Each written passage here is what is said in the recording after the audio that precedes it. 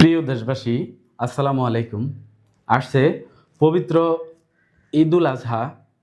অল্প কিছুদিন পরেই আমাদের সামনে আমাদের মুসলিমদের ঈদের আনন্দ নিয়ে আসবে পবিত্র ঈদুল আজহা। আর এই ঈদুল আজহাকে কেন্দ্র করে কিছু প্রতারক চক্র সক্রিয় হতে পারে। আপনাদেরকে সতর্ক হতে হবে সর্বোচ্চ। আর ভিডিওটা শেয়ার করে দিয়ে আপনার টাইমলাইনে অথবা আপনার বন্ধুদেরকে সচেতন করার আহ্বান জানাচ্ছি। কেননা অনেকেই জানে না আসলে প্রতারক চক্র কিভাবে আপনাদেরকে প্রতারণার ফাঁদে ফেলবে। তো সেই বিষয় নিয়ে আপনাদের সামনে আমি কিছু কথা বলবো। সামনে ঈদ উপলক্ষে আপনাদের যাদের স্মার্টফোন ব্যবহারকারী আছেন, আপনাদের ফোনে হয়তোবা লোভনীয় কিছু মেসেজ অথবা হোয়াটসঅ্যাপে কোনো লিঙ্ক পাঠাতে পারে।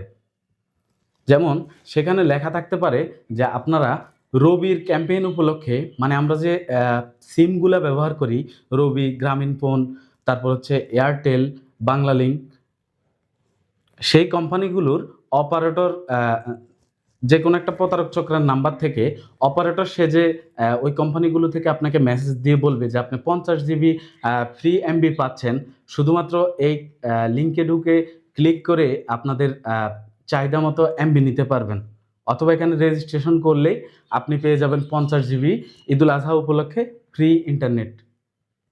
এগুলো হচ্ছে প্রতারকের এক একটা ধাপ। এভাবেই প্রতারক চক্ররা আরও বিভিন্ন উপায়ে আমাদের অনুভূতিগুলা কাজে লাগিয়ে তারা আমাদেরকে ট্র্যাপে পালানোর চেষ্টা করবে। সুতরাং আপনারা সাবধান থাকবেন এই সকল বিষয়ে।